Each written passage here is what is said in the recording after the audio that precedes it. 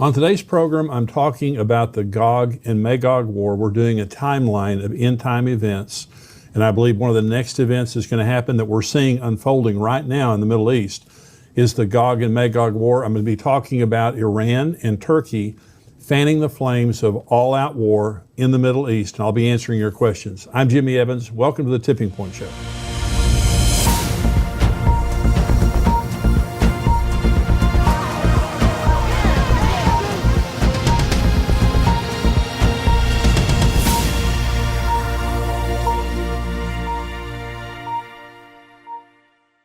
Welcome to the program today. I mean, what's happening right now in the Middle East is incredible. I say that. It's exactly what the Bible said would happen, and we're seeing the Gog and Magog war unfolding right before our very eyes. I'm going to be talking about that a lot on today's program. Let me first of all say the Tipping Point book, I talk about it in my book. If you don't have the Tipping Point book, this is a lot of what I talk about here during the show. It comes from the Tipping Point book. So if you haven't ever read this book, it's a really good book to give you a basic understanding of the end times and what is happening and what will happen in the end times. And so encourage you can go to endtimes.com/book and you can order the book there or on Amazon or wherever, but endtimes.com/book.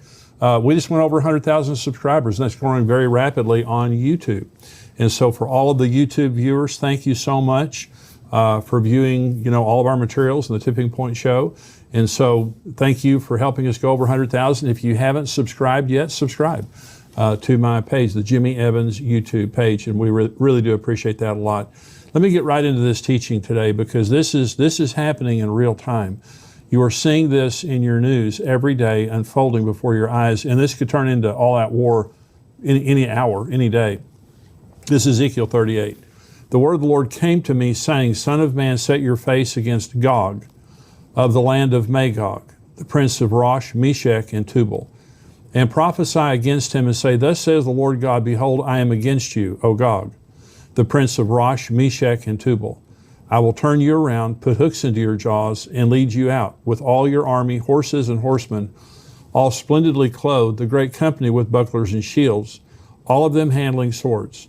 Persia, Ethiopia, and Libya are with them, all of them with shield and helmet. Gomer and all its troops, the house of Togarmah from the far north and all its troops, many people are with you. Prepare yourself and be ready, you and all your companies that are gathered about you, and be a guard for them. After many days you will be visited. In the latter years you will come into the land of those brought back from the sword, and gathered from many people on the mountains of Israel, which had long been desolate. They were brought out of the nations, and now all of them dwell safely. You will ascend, coming like a storm, covering the land like a cloud, you and all your troops and many peoples with you. So let me first of all, this is the Gog and Magog war. This is commonly referred to as the Gog and Magog war. And so I'm going to talk about when it's going to occur, but I want to begin by talking about who are these people? Who are these nations that God is referring to? Well, Gog is a person. Magog is the land of Gog. And so he begins by addressing, this is mainly addressed to Gog. And it says, you're the prince of Rosh, Meshech, and Tubal. So Gog is a very, very powerful nation, very powerful person. I believe it's Russia. Now, Joel Richardson, who is an end times expert, I interviewed him, and you're going to be seeing those interviews in upcoming programs. Have a great amount of respect for him. Now, he believes that Gog is Turkey. And I'll talk about Turkey here in just a minute. But I believe it's Russia, and I believe that for a couple of reasons. One is historically, but I also believe it because look at the Middle East right now. The strong man in the Middle East isn't Turkey. It isn't Iran. It's Russia. And Iran and Turkey are very powerful nations on their own. But Russia is the kingpin in the Middle East, and Russia is in Syria right now. I mean, this is real time. This is happening. Okay, so the second main country listed here is Persia. Persia is Iran. Iranians are not Arabs, they're Persians. And so old, ancient Persia is modern day Iran. Number 3 is Ethiopia, and that would be the modern nation of Sudan. Some parts maybe of actual Ethiopia, but mainly the Sudan. Now the Sudan has been making peace with Israel, but Secretary of State Mike Pompeo pressured them to make amends with Israel to get them off of the watch list because it's a terror state. So the peace that's being made between the Sudan and Israel is not a real, strong peace. It's very fragile, especially when, Muslims go to war against Israel. Libya is Libya, and it may be areas of Algeria and Morocco also. Gomer is Turkey, maybe some of Germany. Now, some people think it's Germany, and Germany is a very strong trading partner with Iran, but I believe that it is Turkey. And then Togarmah from the far north is Turkey. Let me show you the map here, and this will give you a good idea. And so when you look at the Middle East, this is Russia up in here, Gog and Magog. You have to remember now, of the old Soviet Union, this area of the old Soviet Union was all Muslim. And so the former Soviet Union, half of it was Muslim. And so then you see, this is Israel here, Iran is Persia. This will also include areas of Iraq, Syria, Lebanon. This is Turkey up here. When it says from the far north, this is directly north of Israel. It's also, Russia is directly north of Israel here. If Gomer is Germany, that would be over here. I really don't believe it is, though. And then you have Libya over here, and you have Ethiopia over here, which is modern-day Sudan. And so you can see these are all regional areas around Israel where these countries are going to come from. Well, the interesting thing is they're all aligned today. They're all of these nations are aligned with Russia and with one another, and they all hate Israel. They're all anti-Israel to some degree. I'm going to read you some comments after the break of what the Turkish president is saying right now about Israel and going to war with Israel. It's absolutely incredible. So you don't have to wonder when you look at Ezekiel 38 and 39, you don't have to wonder if it could happen. It's happening. Israel is at war. Israel is flying thousands of bombing missions. Their Air Force is flying thousands of bombing missions into Syria to Iranian targets. Iran is furiously trying to build a stronghold on the northern border of Israel. And again, after the break, I'm going to read you some of the comments that the Iranian military is saying about a mass attack on Israel. It's unbelievable. And so these things are happening, and God says, I'm against you, and I'm going to put a hook in your jaw, which means God's going to provoke this thing. He's going to provoke it. These nations are going to come together, and they're going to attack Israel. Well, part of what I'm going to talk about after the break is how long is this war going to last? I'm going to give a specific answer to that, but it's unfolding right before our very eyes. All the nations listed are coming together. They're amassing on the northern border of Israel, and they're at war with Israel. They're going to war. So here's the second question. That's the answering, who are these people? The second question is, when will this war take place? Well, let me first of all say the possibility is it's going to happen now pretty quick before the rapture happens. That's personally what I believe. Let me come back to that. Another possibility is it will happen at the end of the tribulation. Okay, a lot of people believe that Armageddon is the Gog and Magog war. It is not. Let me tell you why. Ezekiel 38 says, after many days you will be visited. In the latter years you will come into the land of those who've been brought back from the sword and gathered from many people on the mountains of Israel, which had long been desolate. They were brought out of the nations, and now all of them dwell safely. Okay, you can't say that about the end of the tribulation. Here's what Zechariah 13 says about the end of the tribulation. It shall come to pass in all the land, says the Lord, that 2/3 in it shall be cut off and die, but 1/3 shall be left. That's talking about the Jewish people. At the end of the tribulation, only 1/3 of the Jewish people are left. Now the good news is they're all going to get saved. The bad news is 2/3 die. I will bring 1/3 through the fire, will refine them as silver is refined, and test them as gold is tested. They will call on my name, and I will answer them. And I will say, this is my people, and each one will say, the Lord is my God. Behold, the day is coming, and your spoil will be divided in your midst, for I will gather all nations to battle against Jerusalem. The city shall be taken, the houses rifled, the women ravished. Half the city shall go into captivity, but the remnant of the people shall not be cut off from the city. Then the Lord will go forth and fight against those nations as he fights in the day of battle. And in that day his feet will stand on the Mount of Olives, which faces Jerusalem on the east. And the Mount of Olives shall be split in two from east to west, making a very large valley. Half of the mountain shall move toward the north and half of it toward the south. Well, you just can't say, when Ezekiel says all of them living together in peace, that's just hell on earth right there.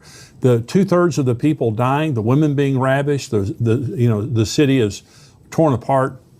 And so Jesus said in Matthew 24, therefore, when you see the abomination of desolation spoken of by Daniel the prophet standing in the holy place, whoever reads, let him understand. Then let those who are in Judea flee to the mountains. Let him who is on the housetop not go down to take anything out of his house. And let him who is in the field not go back to get his clothes. But woe to those who are pregnant and those who are nursing babies in those days. And pray that your flight may not be in winter or on the Sabbath. For then there will be great tribulation, such as not been since the beginning of the world until this time. No, nor shall ever be. And unless those days were shortened, no flesh would be saved. But for the elect's sake, those days will be shortened. The abomination of desolation takes place in the middle of the tribulation. And we're going to be talking about all of this in upcoming programs. It takes place in the middle of the tribulation. Jesus said, when the abomination of desolation takes place, when the Antichrist goes in to a rebuilt temple and proclaims himself God, then the Great Tribulation will begin. Jesus is the one who coined the term Great Tribulation. And Jesus said, unless those days have been cut short, no flesh will survive. You can't possibly say that the Gog-Magog war is going to be the war at the end of the tribulation, because there won't be peace. There will be mass death in Israel. There will be mass destruction. So it absolutely is not at the end of the tribulation. Another possibility about the Gog-Magog war is at the end of the millennium. Okay, this is Ezekiel 38. Thus says the Lord God, behold, I am against you, O Gog, the prince of Rosh, Meshach, and Tubal. I will turn you around, put hooks into your jaws, and lead you out with all your army, horses and horsemen, all splendidly clothed, a great company with bucklers and shields, all of them handling swords. So according to Ezekiel 38, God is the causal factor for that Gog and Magog war. Okay, God says, I'm going to put a hook in your jaw. I'm going to lead you down to Jerusalem, and I'm going to destroy you there. Okay, Revelation 20 says this, when the 1,000 years have expired, Satan will be released from his prison and will go out to deceive the nations which are in the four corners of the earth, Gog and Magog, to gather them together to battle, whose numbers is the sand of the sea. They went up on the breadth of the earth and surrounded the camp of the saints and the beloved city. And fire came down from God out of heaven and devoured them. The devil who deceived them was cast into the lake of fire and brimstone, where the beast and the false prophet are, and they will be tormented day and night forever and ever. First of all, the Gog and Magog war is only fought by about 7 different nations. Okay, the nations that we listed, they're on the map. It's a very regional war against those nations that are around it. According to Revelation 20, it's all the nations of the world, from the four corners of the world, and Satan is the causal factor. He is released from his prison after 1,000 years. He comes out, deceives the nations. Gog, Magog there is an idiom. It simply means nations in rebellion to God. Nations with the spirit of Gog and Magog. And for example, Russia right now is not a Christian nation. They persecute Christianity in Russia. And so the spirit of Gog and Magog, this arrogance, this rebellion against God, that's going to be the same spirit. And their purpose, the Gog-Magog war of Ezekiel 38, it says that they come to take spoil. Okay, well, Iran is going to come to get spiritual justice in their eyes, for the way Islam shows it. They're coming to destroy Israel and take back Jerusalem. That's what Iran. Russia's coming for the natural gas. Russia's coming for the natural resources of Israel. Now, Israel has been buying their gas and natural gas and coal from Russia for many years. So is Turkey. Half of Turkey's natural gas comes from Russia. Russia sells 1/3 of the gas that is consumed in Europe. And everyone knows that Russia's a bully. When you're depending on Russia, they'll hold it over your head. They'll cut off your gas supply if you do something to make them mad. Well, now Israel, they have discovered 30 trillion metric yards of natural gas in Israel off the Mediterranean. And they're discovering more all the time. This is way more natural gas than Israel could ever consume. So they're building a pipeline through Cyprus and Greece, Italy, to supply Europe with Israeli natural gas, which is a huge economic boon to Israel. But they're a direct competitor now with Russia in the gas business and energy business in Europe, and which is a huge blessing. By the way, Egypt is buying their gas from Israel now. Jordan is going to buy their gas from Israel. And so this is a huge blow to the stronghold that Russia has had. And I believe that Russia's desire is for the strategic interest there in Israel, but it's also for their resources. But that's what Ezekiel 38 says. You've come to take plunder. But in Revelation 20, the issue of the rebellion in Revelation 20 is not to take plunder, is to kill us and to overthrow Jesus. So it's completely different. So I absolutely do not believe that the Gog and Magog war is at the end of the tribulation or at the end of the millennium. I believe the Gog and Magog war is going to happen pretty quick. It's happening. It's unfolding before our very eyes.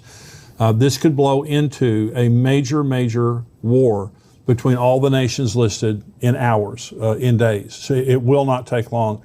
And the provocation, I'm going to read these statements to you after the break about Turkey and Iran and what they're saying, and it's very, very troubling. And so I believe the next event that's going to happen is going to be the rapture. And some people might say, well, will the Gog and Magog war take place before the rapture, after, whatever? I believe it's going to be very close. We could see the actual Gog and Magog war break out. We could see the whole thing take place. But I believe around that time, there's going to be the Gog and Magog war and the rapture, and then there's going to be a peace treaty between Israel and the Antichrist, a covenant that is confirmed for a 7-year period of time, which begins the tribulation period of time. And I'm going to be talking about it on the next program, is the beginning of the tribulation. So where we are right now is in the rapture and the Gog and Magog war. I believe the rapture could happen at any time. And as I've said to you before, I believe the rapture will occur during the Feast of Trumpets. It's a 2-day feast. You don't know the day or the hour. It's the next feast to be fulfilled, and I'll talk about that on a future program to help you understand why I believe that. But I just believe that we are seeing now the unfolding of the Gog and Magog war. Israel has been living in relative peace since the 6-day war, since the Yom Kippur War. 1967 was the 6-day war. 1973 was the Yom Kippur War. They've been living in relative peace in unwalled villages. I know they have a wall in Israel, but the villages, the cities are unwalled. And so they've been living in relative peace. Now we see in the last week 3,000 rockets, over 3,000 rockets fired from the Gaza Strip by Hamas. Now they're being fired from Lebanon. Israel's taking very decisive force against Gaza, especially, and going in there and trying to reduce the capability of Hamas. People are dying, and there's this war. And here's the point, the very interesting thing that's happening in Israel right now. The UAE, the United Arab Emirates, they are siding with Israel. This is the first time an Arab nation has broken rank with other Arab nations, because they always come together and they always condemn Israel. The United Arab Emirates has recently signed an Abraham Accord with Israel. They're calling on Hamas to stop shelling Israel, stop bombing Israel. And so, which is a phenomenal breakthrough. And other of the Gulf states are doing the same thing. So this is a different kind of a war. I want to say I'm thankful for the Biden administration. They have some troubling views about the boundaries of Israel, pre-1967 boundaries, but they have not condemned Israel. To this point, they have continued to stand with Israel through this, which is a very comforting thing. If it were not for the United States of America in the United Nations, Israel would be in bad trouble. And one of these days, the United States is not going to be there for Israel in the United Nations, because we all know that Armageddon is going to be the whole world marching against Israel and against Jerusalem. And so, but we're seeing some things happening that have never happened before. And all of these things are pointing to the fact that the Gog and Magog war is very, very soon, I believe. I believe it's going to happen before the tribulation, because remember, in Ezekiel 39 it says it'll take 7 months to bury the dead and 7 years to clean up all the debris. So if it happened now and the tribulation begins, then you have the 7 months and the 7 years available. If it happens after the tribulation begins, then, not so much. Not that it couldn't happen. But I think that we're in the timing of the Gog and Magog war. I believe we're seeing it happen. It's unfolding right before our very eyes on the news every single day. And Jesus said, when you see these things begin to happen, look up, lift up your head, your redemption is drawing near. The purpose for the Tipping Point Show is, number one, to encourage you. Number two is to educate you on end times events so that you can contextualize what's happening in the world and you can understand that your redemption is drawing near. This is a time to be encouraged. Don't look around the world and get discouraged. Everything you're seeing is announcing the coming of Jesus Christ. If you're not a subscriber, I'm going to say goodbye to you right now. The next part of the program is for subscribers only. $7 a month, $77 a year. We would love to have you as a subscriber. Not only do you get the whole Tipping Point Show, you get articles all week long. We have major articles that come out all week long talking to you about the things that are happening in the world. A lot of content there. So $7 a month, $77 a year. Go on endtimes.com, endtimes.com, and you can sign up there and you'll get everything that we do here at Tipping Point. So I'm going to say goodbye to the non-subscribers. Subscribers, stay tuned.